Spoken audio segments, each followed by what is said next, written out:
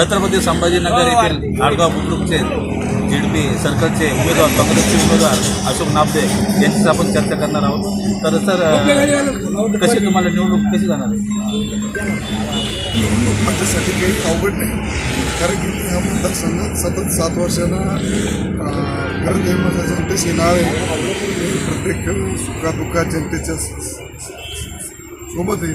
त्याच्यामुळं ही निवडणूक मला काही एवढी जड जाण्याचे कारणच नाही, कारण की भारतीय जनता पार्टीचे जे उमेदवार आहे तो उमेदवार हा जनतेच्या मनातला उमेदवार नाही, स्थानिक उमेदवार आहे.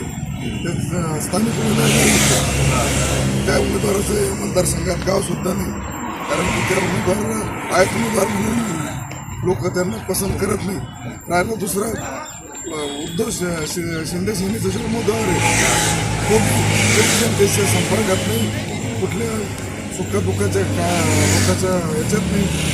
पुढं आपण काहीतरी हे करून निष्प्रचार करून ते फिरत आहे, तरी मला तर वाटतं माझा नक्की विजय होईल आणि सर्व आडगावातील ठिकाणातील मतदार आणि सर्व जाती धर्माचे लोक माझ्या पाठीशी खंबीर उभे आहेत याची मला पूर्ण विश्वास. लाडक्या बहिणीचा काही तुमच्या मतावर काही परिणाम वगैरे होईल का? लाडक्या बहिणीचा परिणाम आता मला इतक्या पुरं त्याच्याविषयी सांगता येणार नाही जास्त, पण काही स्थानिक निवडणूक आहेत त्याच्यावर काही वरच्या पातळीवर बघून मत करीत नाही की लाडक्या बहिणीचा परिणाम काही जादा होणार नाही. मी पण लाडक्या बहिणीचा लाडका भाऊ असल्यामुळं गावात मला नक्कीच मतदान करते. तुमची निवडून येण्यास जमेची बाजू कोणत्या राहणार? जमेची बाजू माझी एक मी सतत 10 वर्षांना या मतदारसंघात सर्वच जाती धर्माच्या लोकांचा उत्सव असो, कुठला धार्मिक कार्यक्रम असो, सुखदुःख असो, मी सर्व त्यांच्या हर एक गोष्टीत मी त्यांच्यामध्ये आणि आडगावच्या जनतेला रोष आहे का माझ्यावर जे अन्याय झाला याचं परतफेड करण्यासाठी आडगाव सरकारची जनता ही माझ्या पाठीशी कमी आहे. तुमच्यासोबत जाण्यातील कोणते उमेदवार? भारतीय जनता पार्टीचे रामू काका शेळके,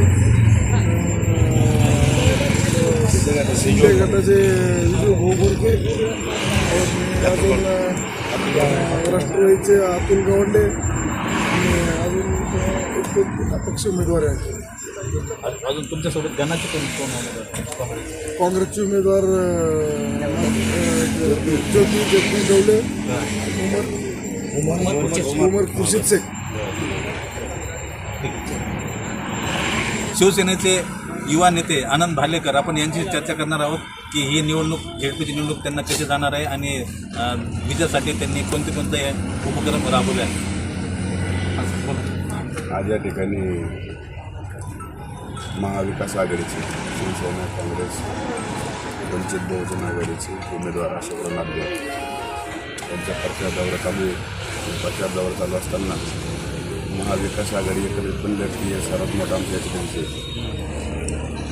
दुसरा महत्त्वाचा विषय म्हणजे समोर नुसतं भूत थापा देणारे सरकारमध्ये असणारे लोक, शिंदे गट असेल, भाजप असेल, राष्ट्रवादी आणि दादा असतील, हे सत्तेतले लोक एकमेकाच्या विरोधात एकमेकाच्या वावडे उडत आहेत.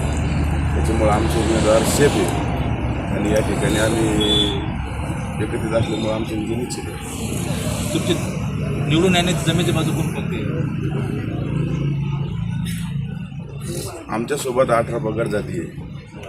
आम्ही सर्वांना सोबत घेऊन चालणारा आमची आघाडी आहे. त्याच्यामुळं आम्हाला या भागात मुस्लिम बहुल मतदारसंघ जास्त मुस्लिम बहुल असल्यामुळं आम्हाला सर्वांनी मुस्लिम बहुल मतदारसंघ असल्यामुळं आम्ही एक पंचायत समितीचा उमेदवार पण त्याच्यातलं दिलेलं आहे. त्याच्यामुळं आम्हाला जास्त प्रमाणात त्यांचं पण मतदान होणार आहे.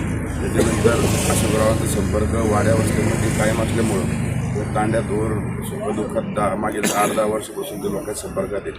त्याच्यामुळे सर्व तांड्यातले त्याच्यातले वस्तीतले लोक यांना स्वतः प्रत्यक्ष अशोकराव प्रत्येक लोकांना ओळखतात, प्रत्येक मतदार अशोकरावापर्यंत ओळखतात. त्याच्यामुळं सर्व लोक आम्हाला त्या पद्धतीने मतदान करणार. राहिला बाकीचा इकडचा विषय आडगाव बांधला तर आमचे सगळ्यांचे नाते होते एक असल्यामुळं आडगाव, निपाणी, झारटा, पाचूर, भापतगाव, भालगाव याच्यामुळं हा खूप मोठा फायदा या ठिकाणी अशोक नामदे याला होणार. शिवसेनेचे युवा नेते आनंद भालेकर यांनी अशोक नामदे यांना निवडून आणण्याचा विचार आहे. पाहूया येणाऱ्या 5 तारखेला काय मतदान होते ते अजून 7 तारखेला निकालाचा काय प्रभाव पडतो लवकरच पाहूया.